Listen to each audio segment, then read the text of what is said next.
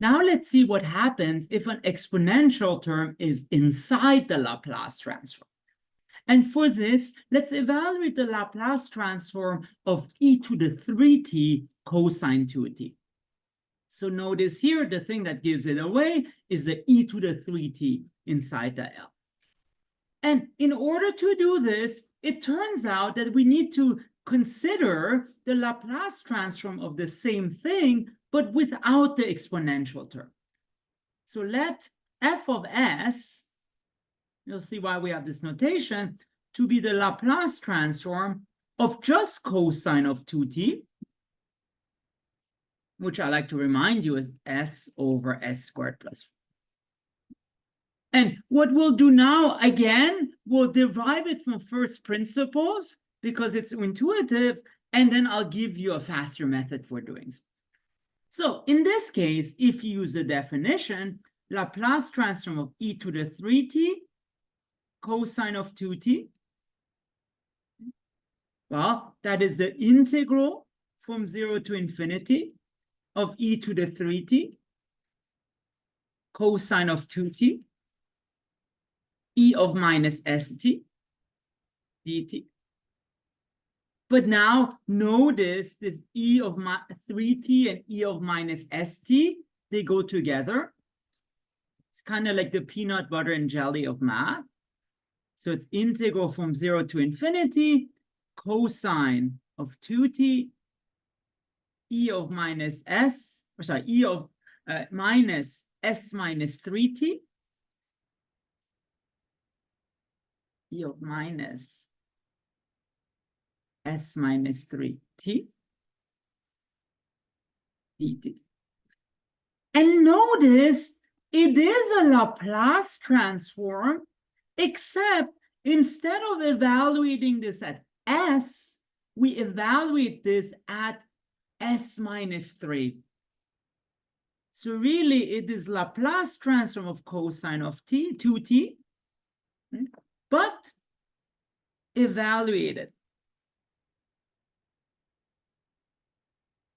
at s minus 3. Because if it were at s, we would have an e of minus st, but here we have e of minus s minus 3t. So in terms of our notation, f of s was the Laplace transform of cosine 2t. This really becomes f of s minus 3. And which, if we want to use a definition of f, that becomes s minus 3 over s minus 3 squared plus 4. So that was the formula from first principles, but of course we can do something faster. So it turns out if you take the Laplace transform of e to the 3t cosine 2t, all you need to do is shift the Laplace transform of cosine. So s minus 3 over s minus 3 squared plus 4. So exponential terms.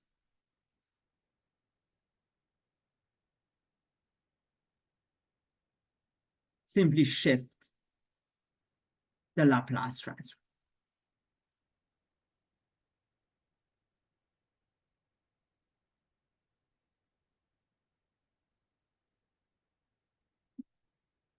And let's just do a quick example with this faster way. So let's calculate the Laplace transform of t squared e to the minus t, which is really the same thing as the Laplace transform of e of minus t times t squared. And once again, you consider the unshifted version, or like the term without exponentials. So f of s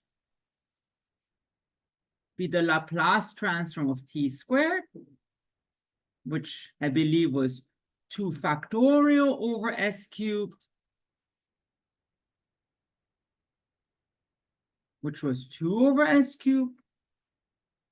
And therefore, all we do is shift So Laplace of e of minus t times t squared. That becomes f of s minus 1,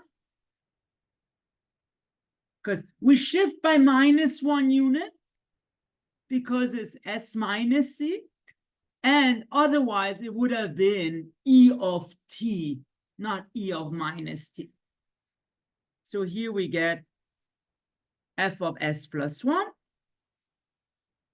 and we end up getting, so f of s was 2 over s cubed, but now we have 2 over s plus 1 cubed.